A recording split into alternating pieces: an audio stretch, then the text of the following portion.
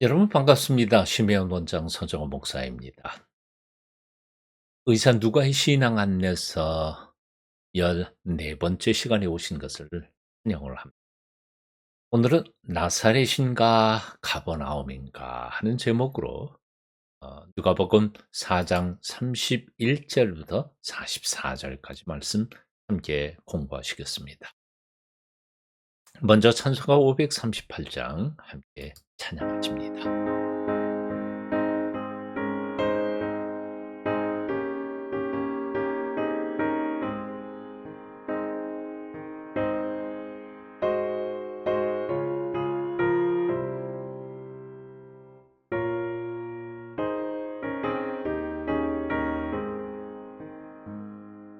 죄짐을 지고서 고나거든 내 마음속에 주 영접하며 새 사람 되기를 원하거든 내 구주를 영접하라. 의심을 다 버리고 구주를 영접하라.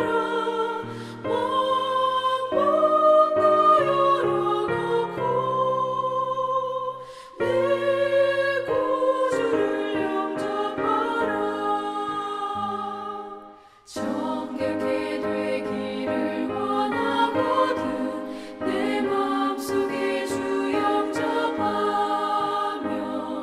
생명수 마시기 원하거든 내 구주를 영접하라. 의심을 다 버리고 구주를 영접하라. 마음 다 열어놓고 내 구주를 영접하라.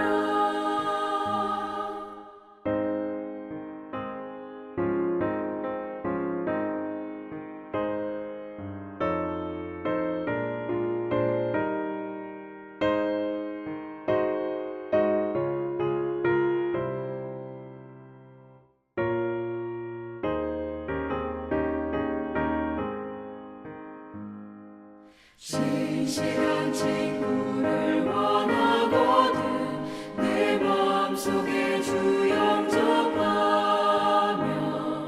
내 맘의 평안을 원하거든 내 구주를 영접하라. 의심을 다 버리고 구주를 영접하라. 마음 다 열어놓고 내 구주를 영접하라. 즐거운 찬송을 하려거든 내 마음속에 주 영접하며 평안한 복지에 가려거든 내 구주를 영접하라. 의심을 다 버리고 구주를 영접하라.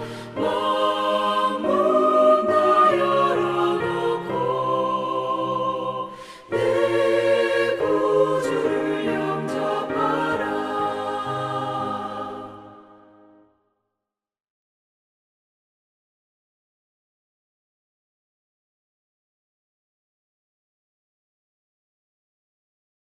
우리 첫 기도 함께 올려드리겠습니다. 같이 기도합니다.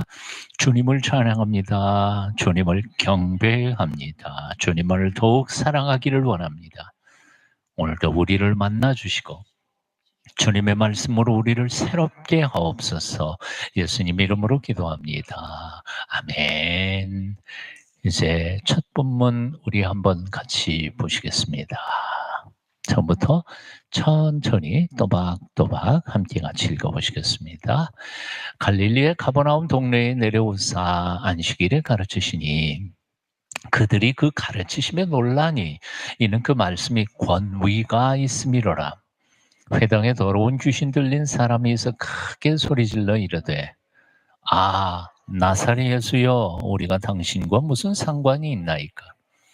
우리를 멸하러 왔나이까? 나는 당신이 누구인 줄 아노니 하나님의 거룩한 자신이다. 예수께서 꾸짖어 이르시되 잠잠하고 그 사람에게서 나오라 하시니 귀신이 그 사람을 무리 중에 넘어뜨리고 나오되 그 사람은 상하지 아니한지라. 다 놀라 서로 말하여 이르되 이 어떠한 말씀인고 권위와 능력으로 더러운 귀신을 멸해 나가는도다 하더라. 이에 예수의 소문이 그 근처 사방에 퍼지니라. 아멘.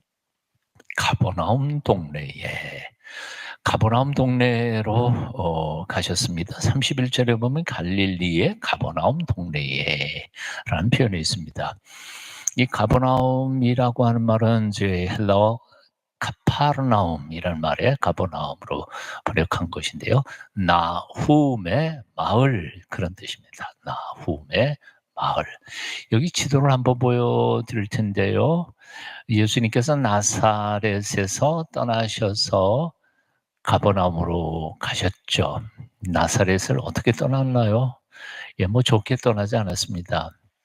고향 땅 나사렛에 가서 놀라운 은혜를 끼치기를 원했지만 고향 사람들 그런 경쟁심, 교만, 시기 질투심 그것으로 예수님을 환대하기보다는 배척해서 거의 벼랑 끝에서 밀어붙여서 죽일 만큼 위협하는 배척을 받으시고는 나사렛에서 가버나움으로 장소를 옮기셨죠. 여기에 굉장히 깊은 뜻이 들어있다고 생각해요. 나사렛에서 가버나움까지 약 30km 정도 떨어져 있습니다. 그러니까 30km니까 걸어서 하루길, 좀 길게 짧게 잡으면 하루길, 그렇죠. 그래서 사실 성지순례 하시는 분들 중에는 이 나사렛에서 가버나움까지 걷는 프로그램이 있습니다. 한번 걸어보는 것도 참 좋으리라 그런 생각을 해봅니다. 아름다운 동네들, 길, 그리고 산 이렇게 해서 가는데요. 예수님께서는 그렇게 낭만적으로 거기 가시게 된 건 아니었었습니다. 자, 가버나움이라고 하는 동네를 조금 소개를 조금 해보려고 그럽니다. 자, 나사렛 그 지도에서 꼭대기 보시면 지도를 조금 더 크게 한번 보여드릴게요. 자, 이 나사렛에서 정북쪽으로 가면 가나 있죠. 가나가 어딘지 이해하실 거예요. 혼인잔치. 요한복음 3장에 나오는 2장에 나오는 예수님께서 사역 최초로 기적을 행하신 장소. 결혼식장에서 물로 포도주를 만든 사건이요. 가나가 거기이고요. 그다음에 이제 동남쪽 조금 밑에 나인 그렇죠. 나인성 과부의 아들을 예수님께서 죽었던 아들을 고치신 사건이 바로 그 밑에 오른쪽 밑에 나인 있죠. 그리고 이제 쭉 올라가면 나사렛에서 북동쪽으로 30km 올라가면 게네사렛 지나서 가버나움이 있습니다. 그 밑에 정남쪽에는 디베리아는 갈릴리 호수의 또 다른 이름이기도 하지만 도시의 이름이기도 합니다. 그 가버나움 그 서쪽 북쪽 약간 올라간 데 보면 고라신 있고요. 또 오른쪽 동쪽으로 가면 벳세다가 있습니다. 여러분 프린트 받으신 분들 그 뒷장 보시면 더 큰 지도가 있어요. 예, 큰 지도 보신 게 편할 거예요. 네, 시몬 베드로가 본래 고향이 어디죠? 예, 바로 그 옆에 있는 벳세다 사람입니다. 벳세다 사람인데 아마도 가버나움에서 물고기 잡는 게 더 많았던 것 같아요. 그래서 집을 옮긴 거예요. 가버나움으로 집을 옮겨서 거기 사는 거죠. 그 집이 장모를 모시고 아마 살았던 것 같아요. 그리고 가버나움 서북쪽 꼭대기 보면 고라신 나오죠. 예수님께서 회개하지 않는 새 마을 이름을 들었던 게 바로 고라신, 가버나움, 또 벳세다 이 얘기들을 하셨던 것을 여러분 아실 줄 압니다. 이 가버나움은 여기 지도에는 표시를 잘 못했습니다만은 큰 길이 만나는 곳입니다. 어떤 길이냐면 이 지중해 쪽 이스라엘 땅의 지중해 쪽 서쪽 해변에 국제 길이 있었습니다. 그걸 해안가의 길, 해안길이라고 표현해요. 그러니까 애굽에서부터 아수르로 바벨론으로 올라가는 왼쪽 길이 있습니다. 지도에는 안 나와 있어요. 큰 이스라엘 땅 성지를 크게 머릿속에 그려보시면 돼요. 서남쪽에 이집트, 애굽에서부터 쭉 올라가다가 보면 요렇게 나인성과 나사렛 사이에 이 평지가 있는데 그 평지로 지나서 가버나움 쪽에서 아수르 바벨론 쪽으로 올라가게 됩니다. 이게 해안가의 길이라고 하는 길이 있고요. 그다음에 이제 그 가버나움 쪽에서부터 요단강 서쪽에 보면 그 산이 높은데 그걸 족장길이라고 표현합니다. 산 꼭대기로 족장들이 지나가요. 야곱이 지나갔고 아브라함이 지나갔고 뭐 이런 그것을 예루살렘까지 내려가는 것을 족장길이라고 말합니다. 그런가 하면 이제 갈릴리 호수 동쪽에 킹스 하이웨이, 그래서 왕의 대로라고 하는 길이 또 하나 있습니다. 요즘식으로 말하면 바로 요르단을 지나서 가는 거죠. 여리고 요단강 건너편의 요르단 지역을 지나서 쭉 내려가다가 보면 또 이집트하고 또 만나고 아라비아 광야 쪽으로 만나고 그렇습니다. 그러니까 성지를 남북으로 세 개의 길이 뚫려 있었어요. 산 꼭대기 길을 족장의 길, 오른쪽이 요르단 쪽으로 올라가는 길을 왕의 대로, 그 다음에 해안가를 따라서 올라가는 대로가 해안길. 뭐 바벨론 저쪽으로부터 시작해서 요즘으로 말하면 튀르키예를 지나가면 로마까지도 쭉 뻗어가는 길이 거기 있고요. 쭉 남쪽으로 내려가면 이집트까지 가는 거니까요. 그래서 한마디로 여기에서는 국제도시입니다. 온갖 종류의 국제인들이 여기 모이는 곳이고, 그래서 여기가 로마의 군인들이 주둔하던 주둔 지역이 있었습니다. 이 국제인들이 상인들이 또 지나가고 그러니까 여기에 반드시 뭐가 있겠어요? 세관이 있습니다. 지나가는데 무역거래에서 세관이 있었죠. 그래서 가버나움 세관에서 주님의 부름을 받고 제자가 된 사람이 한 사람 있었죠. 기억나세요? 예, 마태라고 하는 사람입니다. 세리 마태복음을 쓴 사람이죠. 세관하면 그 여리고에도 세관이 하나 있었죠. 그것도 바로 왕의 대로를 지나가면서 아라비아 쪽, 이집트 쪽에서 올라오는 그 세관이 반드시 예루살렘으로 올라가려면 있었으니까요. 거기에도 세관이 있었는데 또 한 사람이 있었죠. 예, 누구죠? 기장은 삭개오. 돈을 취급하는 사람들이요, 타락하기도 쉽지만 회개하는 것도 아주 이 머리가 팡팡 돌아가니까 회개하는 것도 잘하는 것 같아요. 예. 다 계산해 보면 이게 돈보다 더 중요한 게 있구나 하는 것을 판단하는 게 아주 지혜로운 사람들이 많이 있던 것 같아요. 자, 여하튼 이런 동네가 가버나움입니다. 그래서 예수님께서는 갈릴리 전체의 사역을 이 가버나움에서 했습니다. 그러니까 예수님의 사역 본부가 가버나움에 있었던 것이라고 생각합니다. 가버나움에서 본부를 차려놓고 동쪽으로 갔다 남쪽으로 갔다 북쪽으로 더 올라갔다가 또 내려왔다가 이렇게 하십니다. 자, 그러고 나니까 우리가 생각해야 할 게 굉장히 중요한 것이 있습니다. 예수님께서는 나사렛에서 사역을 못하게 되니까 그들과 싸우지 않으셨어요.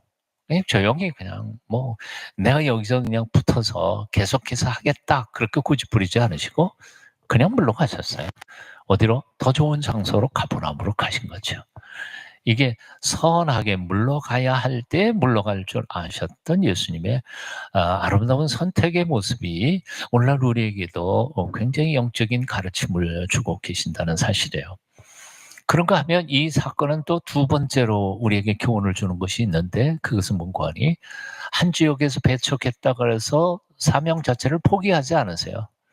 그냥 가요. 딴 데 가서 또 해요. 근데 훨씬 더 효과적이고 놀라운 하나님의 선교의 역사가 가버나움에서 일어난 것을 우리는 발견하게 됩니다. 우리가 하나님의 일을 할 때에도 그렇습니다. 여기 하다가 안 되면 에이 뭐 하나님이 이것도 안 도와주시는데 그리고 포기할 필요가 없어요. 그리고 싸울 필요도 없어요.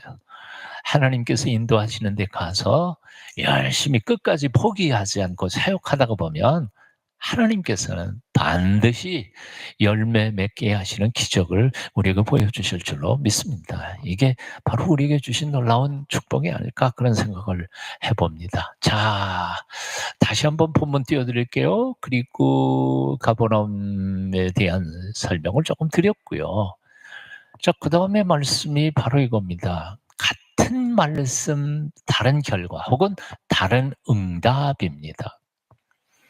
예수님은 똑같아요. 예수님의 말씀도 똑같았어요.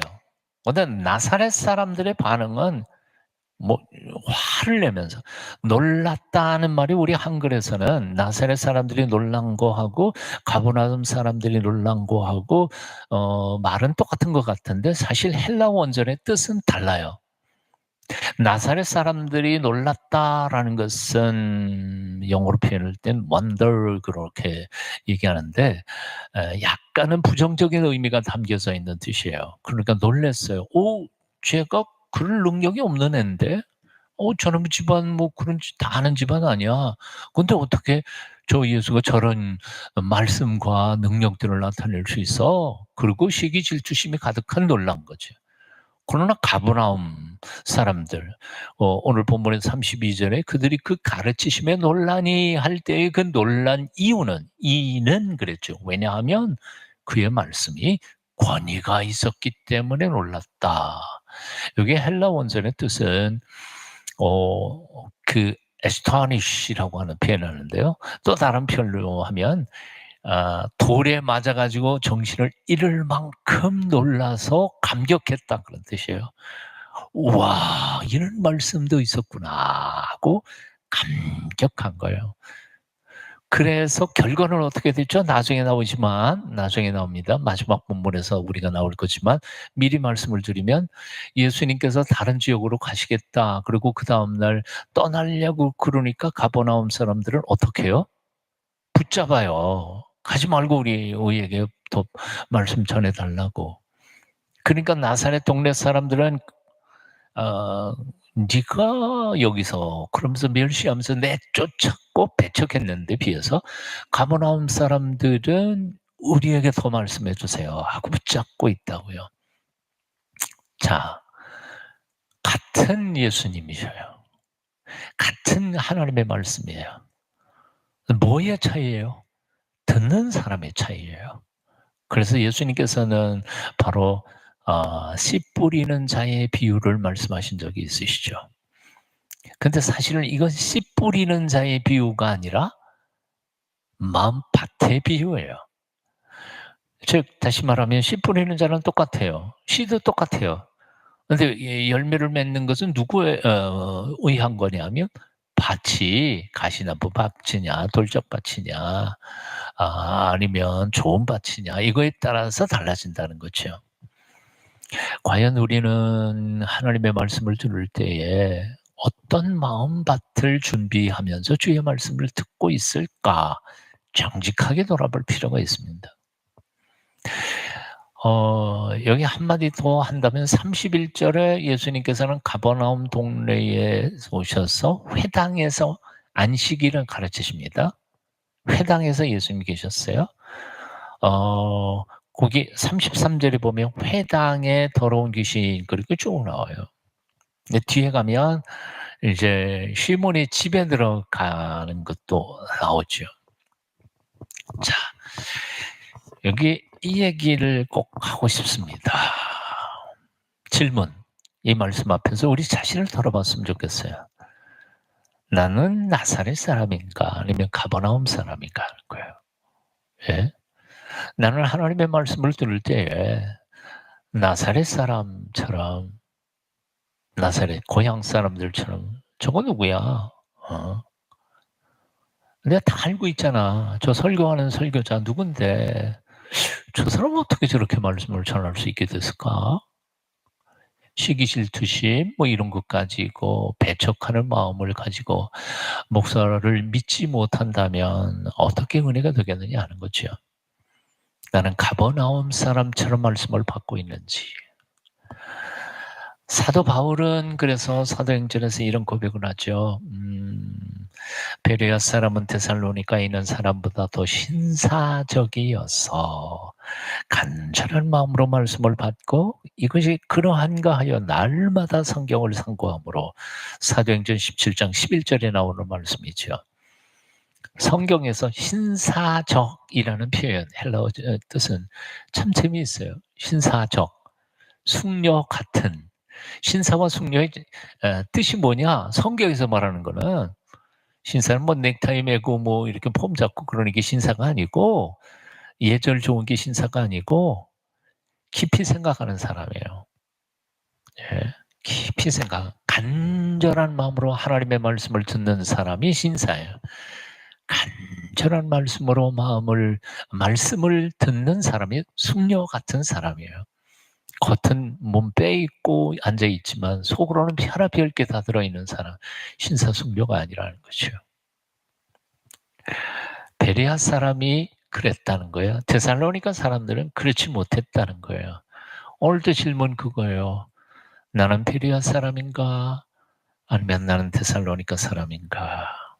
한번 오늘 말씀의 거울 앞에 나 자신을 비추어 보고 질문해 보자는 겁니다. 자, 그러면 그 다음 말씀을 한번 볼까요? 그 다음, 여기, 33절. 회당에 더러운 귀신 들린 사람이 있어. 귀신 들린 사람. 그러니까 사람 한 명이에요? 두 명이에요? 10명이에요? 한 명입니다. 한 명. 이거를 얘기하는 이유가 있어요. 그 다음에 보니까 34절에 나사렛 예수여 우리가 당신과 무슨 상관이 있나이까. 그리고 이 한 사람이 얘기하는데 우리라고 표현했어요. 여기는 복수예요. 그러니까 한 사람의 인격, 영혼 속에 귀신이 여러 마리가 들어가 있다는 거예요. 이걸 요즘의 정신의학에서는 뭐라고 그래? 다중인격자로 해석을 하지만 사실 영적인 차원에서 볼 때에는 물론 나는 정신의학적으로 다중인격에 대한 설명이 된다고도 설명이 되지만 사실 영적인 차원에서는 이런 것들은 뭐 수없이 많이 발견되니까요. 네, 이 사람뿐만 아니라 다른 데 또 나오죠. 레기온이라고 하는 게 라틴어로 군단이라는 뜻이거든요. 한 군단이 병사가 2,000명이에요. 그래서 저기 갈릴리 동쪽의 가다라 지방에서 무덤 사이에서 했던 사람, 그 사람 쫓아낼 때도 그랬죠. 레기온이라고 그랬죠. 2,000마리의 돼지떼 속으로 들어간 귀신들 하나가 한 명씩 들어가니까 2,000마리 되는 거죠. 여하튼 한 사람 속에 다중 귀신이 들어가서 그 한 사람의 인격을 찢고 쪼개고 여러 가지 욕망으로 고통스럽게 하니까 얼마나 고통스러웠겠어요. 그런데 여기에 놀라운 것은 바로 이런 거죠. 가버나움 사람들이 다 말씀을 잘 듣고 놀랐는데에 불구하고 가장 먼저 예수 그리스도의 정체성에 대해서 입을 열어 고백한 사람은 귀신 들린 자였다는 사실이에요. 아니, 사실은 귀신 들린 자 속에 있던 귀신이라는 거예요. 귀신이라는 거. 여기에 우리가 정말 회개해야 할 사실이 한 가지가 있어요. 귀신이 뭐라 그래요? 우리는 압니다. 당신의 하나님의 거룩한 이심을. 이게 메시아라고 하는 거죠. 하나님의 아들이시라는 거. 우리는 압니다. 다 알아요. 귀신들이니까 알겠죠. 근데 하나님의 아들이고 딸이라고 하는 오늘날 그리스도인들은 예수님의 정체성이 흔들려요. 어떤 사람들은 뭐 사대성인 중에 한 사람, 뭐 좋으신 분, 뭐 착한 분, 하나님의 아들이시고 메시아이시고 오늘도 이 순간 죽음을 이기시고 부활하셔서 지금도 우리와 함께 계시는 나를 너무너무 사랑하시는 바로 주님이라고 하는 고백들을 얼마나 오늘날 교인들 중에서 분명하게 고백하는 사람 몇 프로나 될까? 사실은 참 마음이 아픈 겁니다. 나는 그분을 대하여 그렇게 고백하고 있을까? 오늘 본문을 읽어가면서 이렇게 짚고 넘어가 봅니다. 질문도 스스로 한번 해보시고요. 왜 가버나움 사람들이 그렇게 놀랬을까? 바로 놀란 것은 명함에 나가는도다 하는 말씀 속에 등장하죠. 명함에 나가는도다. 더러운 귀신을 명령하니까 나갔다. 여러분들은 귀신 쫓아내는 푸닥거리라든지 뭐 이런 무당하는 것들을 보신 적이 있으세요 혹시? 예. 있는 사람도 있고 없는 사람도 있는데 저는 뭐 어렸을 때 참 많이 봤습니다. 동네가 뭐 다 그랬으니까요. 근데 거의 두 가지 형태예요. 하나는 거의 대부분은 뭐냐면 귀신 달래서 내보내는 거예요. 예. 떡 줘 갖고 보내든지 뭘 해서 보내든지 하여튼 달래서 보내는 거고, 그리고 아주 드물게 명령을 하죠. 무슨 예를 든다면 관우 귀신을 불러내 가지고 더 큰 귀신을 불러내서 작은 귀신들을 쫓아내는 형태.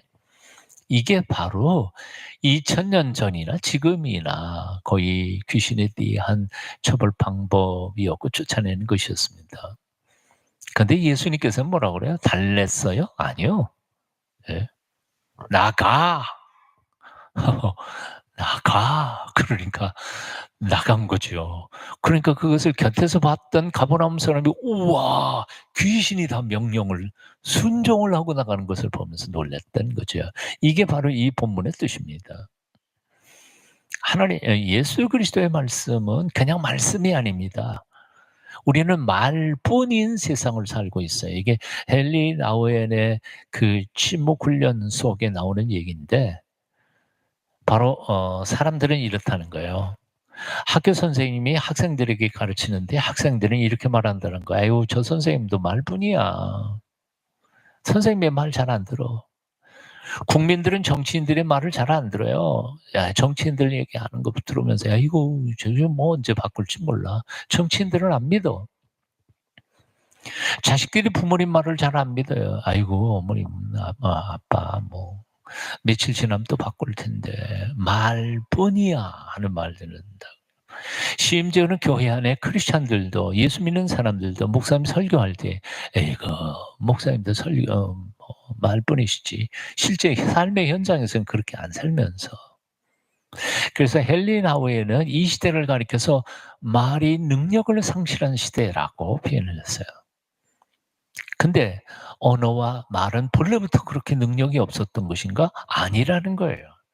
본래 하나님이 우리에게 주신 언어, 그리고 하나님이 바라시는 언어는 관세가 있는 거예요. 능력이 나타나는 거예요.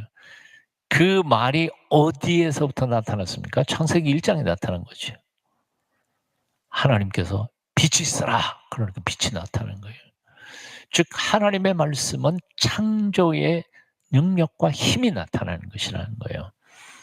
단지 2000년 전에 예수님이 귀신을 내쫓은 그 말만 권세가 있는 게 아니고 하나님 말씀 자체가 권세가 있다는 거예요.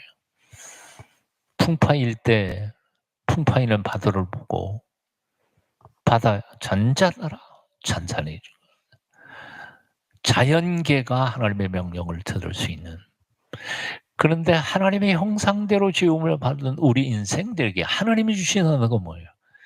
바로 그 능력 있는 언어라는 거예요. 그래서 엘리나 웨이는 말에서 하나님이 주신 고유한 능력을 회복해야 할 때가 됐다는 거예요. 회복해야 돼. 부모님이 자식에게 대한 권위 있는 말, 목사들이 교회에서 선포할 때 말씀, 설교의 말씀에 권위를 되찾아야 하고 정치인들이 백성들이 믿을 수 있는 신뢰 있는 권위 있는 말을 회복해야 된다는 거. 그럼 그 권위의 회복은 어디서부터 오는가? 바로 나 외에는 침묵에서부터 온다는 거예요. 입이 항상 열려 있으면 권위가 없는데 침묵이 깊은 침묵 속에서 하나님께서 말씀하시니까 창조의 역사가 일어났던 것처럼 오늘날도 우리는 침묵을 배워야 한다. 말하는 것보다 침묵을 먼저 배우라. 그러면 말이 말로 나올 수 있다는 거예요. 자, 여기 명함에 나가는 도다 이 말씀 앞에서 두 가지를 우리가 생각했으면 좋겠습니다. 첫째, 그 권세 있는 하나님의 말씀 앞에 나는 그 말씀을 어떻게 받고 있느냐 하는 받는 자로서 권위 있는 하나님의 말씀을 나는 시시하게 그 약속을 믿지 못한 채 그만 그 능력이 구체적인 우리의 삶 속에서 나타나는 것을 경험하지 못하면서 살아가고 있지는 않는가? 왜 성경 암송할까요? 그 말씀에 능력이 있는 것을 우리는 믿으니까요. 믿으니까요. 말씀의 능력을 믿어야 돼요. 암송해야 되고.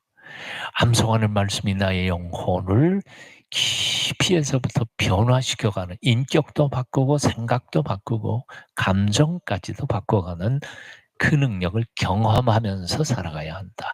첫 번째고요. 두 번째는 나의 말에도 권위 있는 말이 돼야 된다.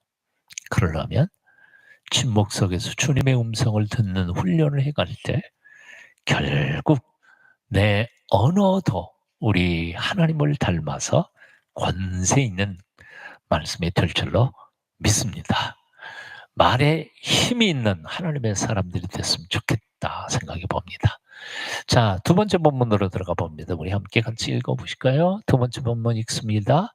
예수께서 일어나 회당에서 나가사 시몬의 집에 들어가시니 시몬의 장모가 중한 열병을 앓고 있는지라 사람들이 그를 위하여 예수께 구하니 예수께서 가까이 서서 열병을 꾸짖으신데 병이 떠나고 여자가 곧 일어나 그들에게 수종드니라. 해질 무렵에 사람들이 온갖 병자들을 데리고 나오며 예수께서 일일이 그 위에 손을 얹어 싹 고치시니 여러 사람에게서 귀신들이 나가며 소리질러 이르되 당신은 하나님의 아들이니이다. 예수께서 꾸짖으사 그들이 말함을 허락하지 아니하시니 이는 자기를 그리스도인 줄 알미러라. 아멘. 이제 시몬의 집에 들어가셨습니다. 시몬의 집에 시몬 베드로입니다. 시몬의 집에. 자, 여기서 우리가 생각할 것은 회당에서 가르치시고 귀신을 쫓아내신 예수님, 시몬이 가정집에 가셔서 또 기적을 행하신 예수님이십니다. 중요한 것은 장소가 중요하지 않다는 거예요. 회당이냐 시몬의 가정집이냐 그건 중요한 게 아니에요. 누가 거기 계시느냐가 중요한 거지. 예수님께서 계시는 곳이면 거기가 기적의 현장일 수 있다는 거예요. 근데 우리는 자꾸 장소 자체를 오해하는 경향이 너무 많다는 겁니다. 예. 예수님께서 계시면 회당도 기적이지만 가정집에서 기적을 행할 수 있는 곳인 줄로 믿습니다. 그런 점에서 하나님의 나라는 장소의 개념이 아니라 통치의 개념입니다. 자꾸 죽은 다음에 갈 하나님의 나라만 바라보면서 오늘 나의 삶의 현장에서 하나님의 나라를 이루려고 하는 사명을 실천하지 않는 경우들이 너무 많아요. 죽은 다음에 갈 천국만 생각하고 오늘은 지지고 볶고 싸우고, 이건 그리스도인의 삶의 자세가 아니에요. 예수 그리스도를 내 마음속에 모시고 우리 가정에 예수님을 주로 모시고 그 주님의 말씀이 살아 역사하는 장소이면 거기가 바로 천국일 수 있다는 거예요. 그렇게 만들어 가려고 애를 써야 된다는 거예요. 죽은 다음에 천국 갈 생각만 하지 말고. 그래서 마태복음에서 나오는 하나님의 나라를 The Kingdom of God, 하나님의 나라, The Kingdom of God라고 표현해요. 근데 그 The Kingdom이라고 말할 때 영어에서 Kingdom은 킹이 dom이라고 하는 게 영토라는 뜻이거든요. 그래서 king, 왕이 다스리는 영토가 킹덤이에요. 왕국, 왕이 통치하는 땅이 왕국이에요. 왕국.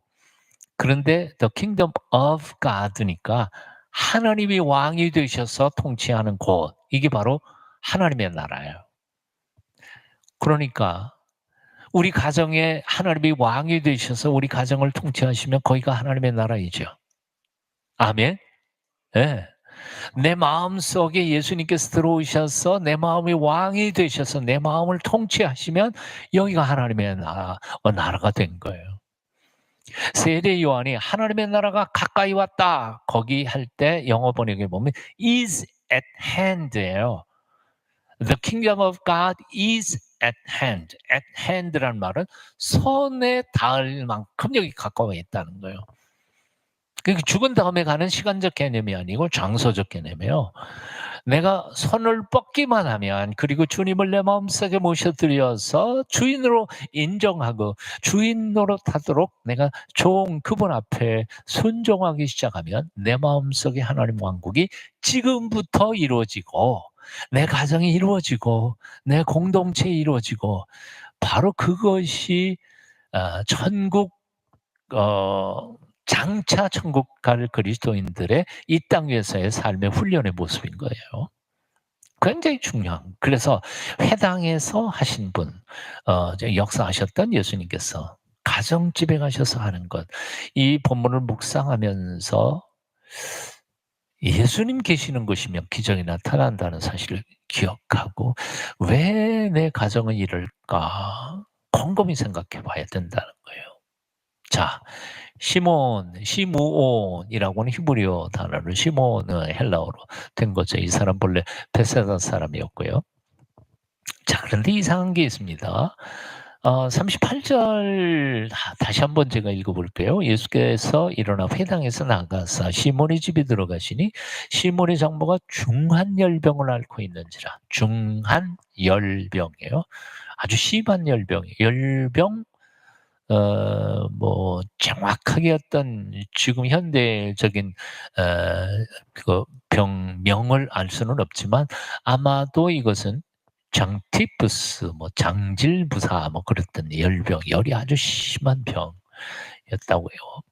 사실 한 100여 년 전만 해도 한국 땅에서 이 장티푸스로 세상 떠난 사람들이 꽤 많았던 것 같아요. 우리 집안에서도 그렇더라고요. 한 3분의 1은 아마 죽는 병이었던 것 같아요. 치사율이 30% 정도였으니까요. 그러니까 2000년 전에 얼마나 대단했겠어요. 게다가 요단강 상부 지역에 그 물가 밭에 숲풀들이 많이 있어서, 그래서 갈대숲이나 이런 데서 모기들이 많이 나오고, 그래서 열병들이 굉장히 많이 일어났다고 그럽니다. 열병에 걸리신 거예요. 그런데 38절 끝부분에 보니까 사람들이 그를 위하여 예수께 구하니, 동네 사람들이 그를 위하여 시몬의 장모님을 위해서 예수님께 구했다. 무슨 생각하세요? 아니, 시몬이 먼저 지가 해달라고 그러면 되는 거 아니에요? 아니면 장모님이 거기 찾아왔으니까 해달라고 하면 됐잖아요. 그런데 생각해 보면 그래요. 우리 현실을 보면 내가 그런 어려운 문제에 부딪혔을 때는 그런 생각을 미처 못할 때가 꽤 많더라고요. 옆에 있는 사람은 뭐예요? 그렇잖아요. 그 장기 두는 사람보다 옆에서 훈수 두는 사람이 수가 잘 보인다 그러잖아요. 그래서 우리는 신앙생활할 때 곁에 훈수 두는 도우미들이 꼭 필요한 법이라고 생각해요.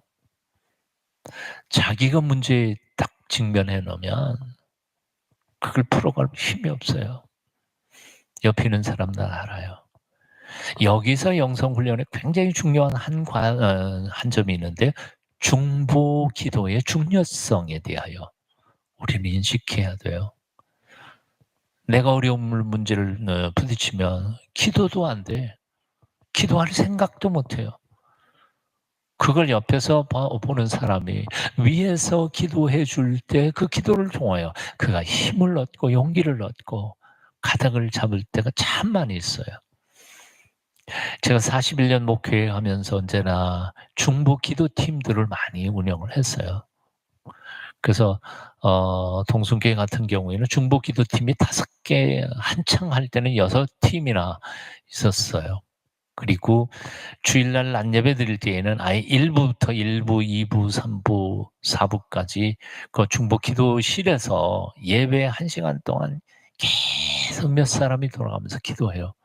그러니까 여러분 설교를 목사가 한다고 생각하세요? 성령께서 목사를 도와주지 않으면 설교 어떻게 해요? 목사의 말솜씨가 아니에요.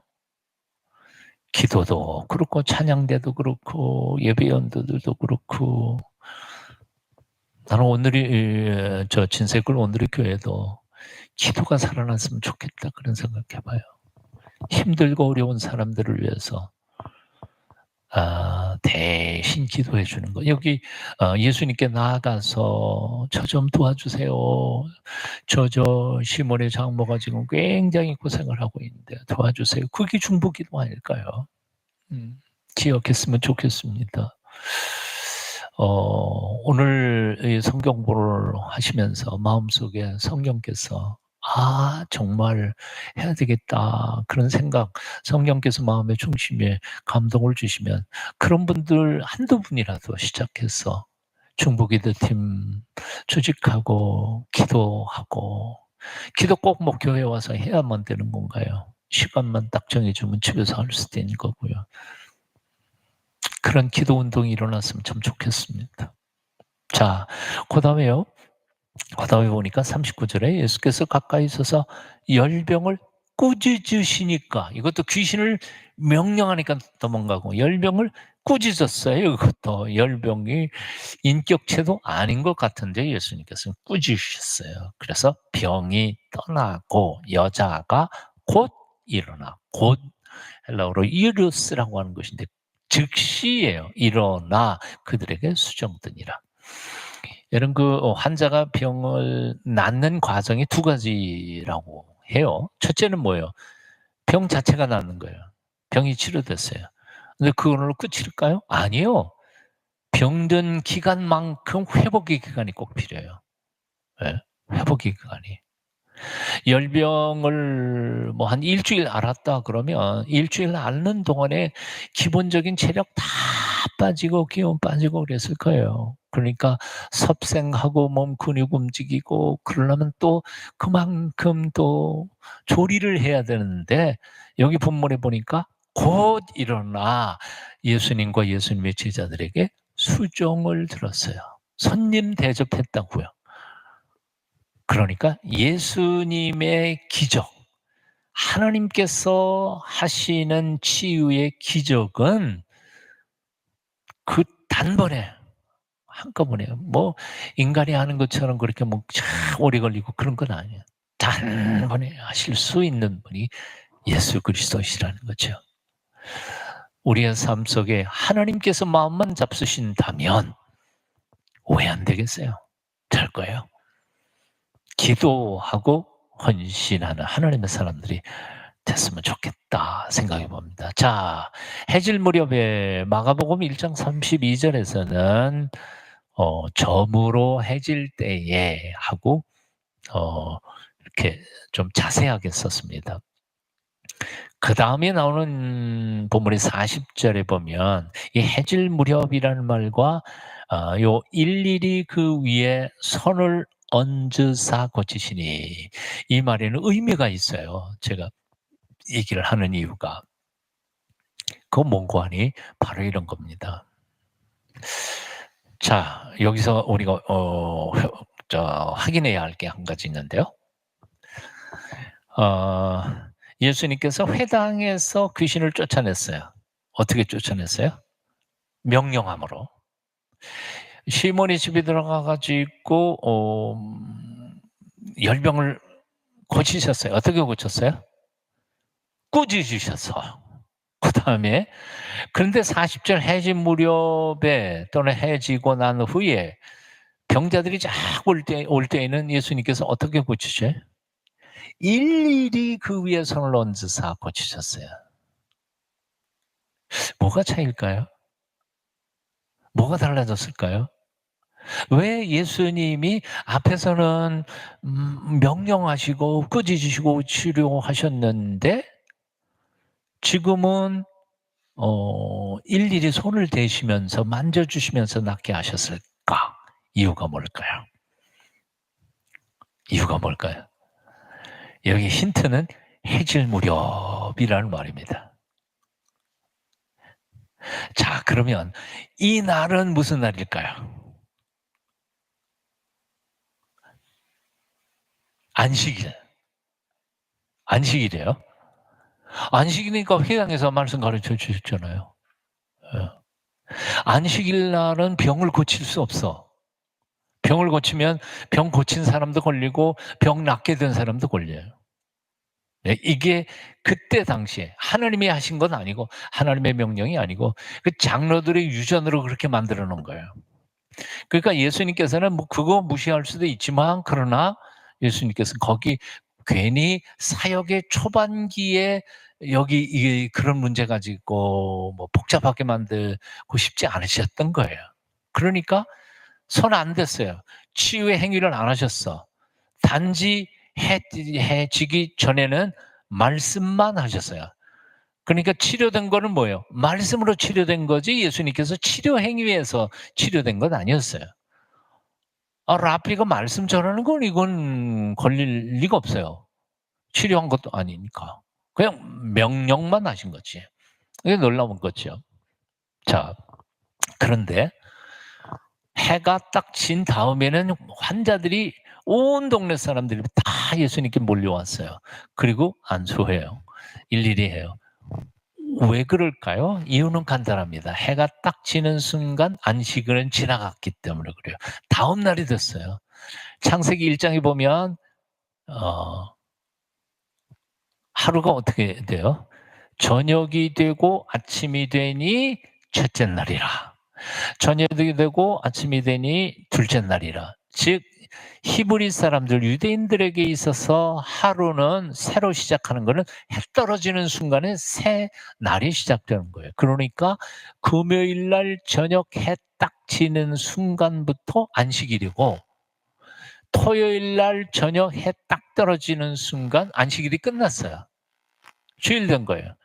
그 주일날 예수님께서 다 일일이 물론 예수님께서 말씀하시고 또 고칠 수 있어요. 그런데 안식일 딱 지나자마자 환자들 일일이 손잡고 왜요? 예수님의 마음, 사랑의 마음. 그 따뜻한 연민과 사랑의 마음을 예수님께서는 표현하신 거죠. 자, 그런데 문제가 그 옆에도 있지만 마태복음 8장 14절에 보면 예수님께서 시몬의 장모에게 손을 만지시니 열병에 떠났다. 이 누가복음하고 마태복음하고는 조금 차이가 있어요. 그러니까 마태는 아마도 해진 후에로 생각하고 적어놨던 것 같아요. 하여튼 관점은 이랬던 겁니다. 자, 여기서 하나만 좀 소개해 드릴 게 있다면 만져주시는 치유의 역사에 대한 영성 훈련의 한 방법이 있어요. 바로 이런 거예요. 저희 은사했던 리처드 포스터 교수님이 창조적 상상력을 통해서 예수님의 만져주심을 훈련하는 기도 방법을 이렇게 소개를 하셨어요.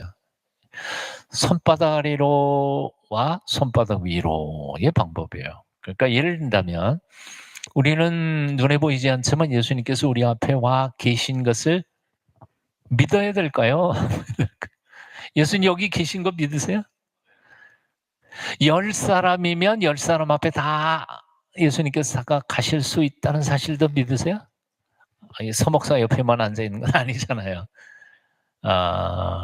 하나님은 뭐 현재하신 분이시니까요. 그러므로 이렇게 기도하는 거죠. 예수님 내 앞에 앉아 계심을 영적 상상력을 가지고 머릿속으로 그려가면서 예수님의 손 위에 나의 손바닥을 아래로 하면서 나의 근심, 걱정, 염려, 나의 피곤함, 나의 낙심, 나의 질병, 나의 연약함 이거를 이렇게 놓고 기도하는 확신이 들 때까지 10분이든 20분이든 다 놓아. 예수님의 손에 나의 근심, 걱정, 염려를 다 놔요. 그리고 어느 시간쯤 지나간 다음에 마음속에 성령께서 허락해 주시면 손을 위로, 손바닥 위로. 그러면서 예수님께서 내게 허락해 주실 선물들을 묵상하는 거죠. 예수님 내게 뭘 줄까요? 치유, 평화, 하늘의 위로, 건강. 하여튼 주님은 나에게 좋은 것 주시기를 원하시는 분 아니세요? 난 그렇게 믿어요. 예? 좋은 것 주시기를 원하시는 분이세요. 내가 받을 마음 자세도 안 돼 있고 믿음도 없어서 그럴 뿐이지. 그러니까 소리 바락바락 지를 수 없어요. 그러니까 우리가 기도 prayer of mind라는 말과 prayer of heart라는 기도가 있는데 헬리나어에는 언어의 기도를 넘어서서 마음의 기도를 올릴 때에 이런 것들을 한번 연습을 한번 해보십시오. 아마 성령께서 도와주시면 그 기도 방법들을 통해서 하나님의 놀라우신 은혜도 우리에게 부어주실 때가 있을 줄로 믿습니다. 자, 그러면 우리 세 번째 본문으로 들어가 보실까요? 세 번째 본문 함께 읽어봅니다. 42절 시작. 날이 밝음에 예수께서 나와서 한적한 곳에 가시니 무리가 찾다가 만나서 자기들에게서 떠나시지 못하게 만류하려 하며 예수께서 이르시되 내가 다른 동네들에서도 하나님의 나라 복음을 전하여 하리니 나는 이 일을 위해 보내심을 받았노라 하시고 갈릴리 여러 회당에서 전도하시더라. 참 놀라운 분이죠. 붙잡는다고 계시는 거 아니고 배척한다고 떠나시는 것도 아니고 하나님의 사명감 따라서 하신 거죠. 자, 그런데 그 밑에 보면 마가복음 1장 35절 39절에 보면 조금 다르죠. 위에 누가복음에는 날이 밝음에 그랬는데 마가복음 1장 35절에는 새벽 아직도 밝기 전에 어두운 밤이에요. 새벽같이 예수님께서 일어나 나가 한적한 곳으로 가사 거기서 기도하시더니 마가복음에는 아침에 왜 예수님께서 일찍 일어나 한적한 곳으로 가셨는지 이유를 설명해요. 마가복음에서. 누가복음에서는 설명을 안 하지만 이 놀라운 거죠. 거기서 기도를 하셨던 거예요. 오늘의 본문들을 쭉 정리해 보면 이런 거예요. 회당에서 귀신 들린 자 치유한 게 31절부터 37절까지. 베드로 장모 열병 치유한 게 38절부터 39절까지. 그리고 병 고침 그리고 전도를 나간다 그리고 떠나신 게 40절부터 44절까지의 말씀 우리가 기록하고 있습니다. 좀 정리해 보면 그래요. 어떤 사람이 이래요. 예수님의 33년은 인간의 3300년 역사와 맞먹는다. 그렇게 표현한 사람인 것 같아요. 예수님의 공생의 3년은 3000년 하고 막 뭐 이렇게 얘기한 사람들도 있고요. 그런데 예수님의 그 사역, 그 활동의 내용을 오늘 본문을 묵상하면서 무슨 생각이 드느냐 하면 '어떻게 그렇게 초인적으로 사실 수 있었을까?' 하는 생각이 들어요. 자, 한번 상상을 해 보십시다. 오늘 본문의 내용을. 예수님께서 아침에 회당에 가셔서 말씀을 가르치셨어요. 귀신 쫓아냈어요. 그리고 오후에는 시몬의 집에 장문을 고쳤어요. 그리고 해가 떨어진 뒤에는 동네 사람들이 몰려왔는데 병 일일이 손을 대고 병을 고쳐 주셨어요. 질문: 예수님께서 몇 시에 주무셨을까요? 최소한 언제까지 병을 고쳐 주셨을까? 그 많은 사람들이 병을 고쳐 주셨는데 그것도 일일이 손을 대시고 기도하시고 병 고쳐 주셨는데 몇 시쯤 주무셨을 것 같아요? 대충. 이게 답이 없어요. 한번 상상해 보는 거예요.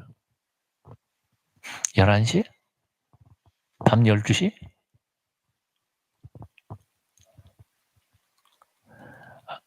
딱 정해 봐요. 몇 시? 예. 그래요. 일단 한 11 시나 12 시까지는 뭐 하셨을 것 같아. 그러면 새벽에 아직 오히려 밝지 않은 어두컴컴한 새벽에 일어나셔서 한적한 곳으로 가셔서 기도하셨다. 그러면 그날 밤에 예수님께서는 몇 시간 주무셨을까?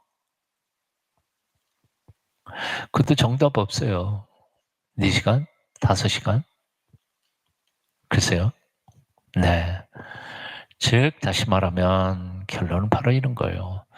어떻게 3 년을 3,000 년처럼 33 년을 3,300 년처럼 사실 수 있었을까?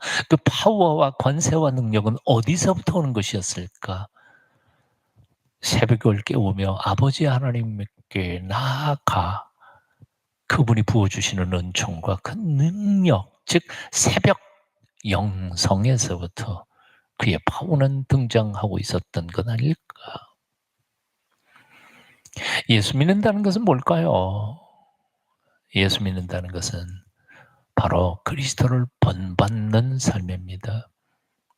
예수님을 닮아가는 것이고 예수님께서 어떻게 사셨는가를 깊이 생각하면서 우리도 그렇게 해 보려고 애쓰다가 보면 예수님을 닮아가는 거죠. 예수님께서 사셨던 삶은 살지도 않으면서 저절로 예수님 닮기를 원하고 믿음 좋기를 원한다는 것은 불가능한 문제라고 생각이 돼요. 우리는 요즘 어떻게 살고 있는가? 얼마나 우리는 주님을 닮아가려고 애쓰고 몸부림치고 있는가?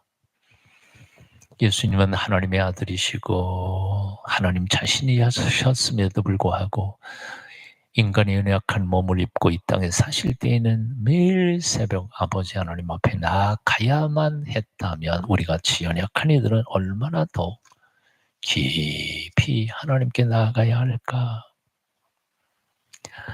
오늘도 예수님의 삶 묵상하며 우리 또한 주님을 닮아가며 기도 그리고 새벽을 깨우는 하나님의 사람들이 되기를 노력하는 저와 여러분이 되어야 하겠습니다. 오늘 묵상해 봅니다. 오늘도 말씀이신 주님 앞에 모든 것 내려놓고 들려주시는 음성 듣습니다. 주님 말씀하소서 주의 종이 듣겠나이다. 오늘 들었던 말씀들 중에 그 많은 거 다 기억하려고 그러지 마시고 딱 한 가지만 내가 오늘 이 저녁에 결심해야 할 게 뭘까? 그거 하나만 딱 마음에 잡고 잠깐 동안 1분 동안 묵상 기도하시겠습니다.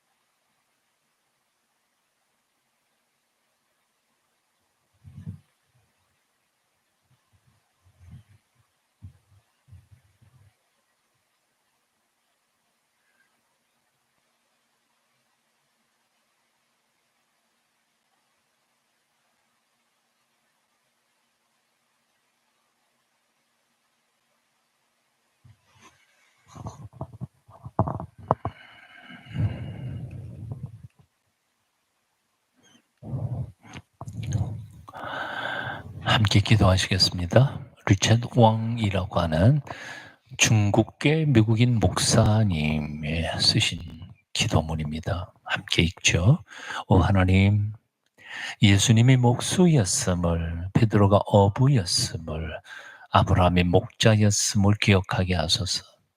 그리하여 정직하게 제 직업에 임하는 것에, 시작한 일을 틀림없이 마무리하는 것에, 손을 댄 이상 잘하도록 힘쓰는 것에 자부심을 느끼게 하소서. 아멘. 오늘 새롭게 깨달은 말씀이 혹 있으면 몇 줄 적어 놓습니다. 오늘 새롭게 결심한 일도 적어 놓습니다.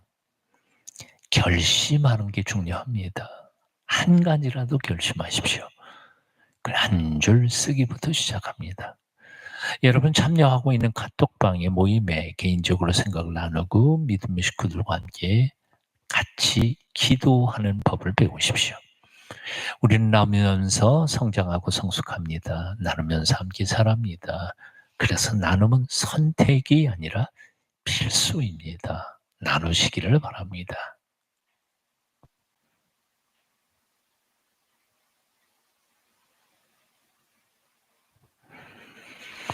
이제 주님 가르치신 기도로 마치겠습니다.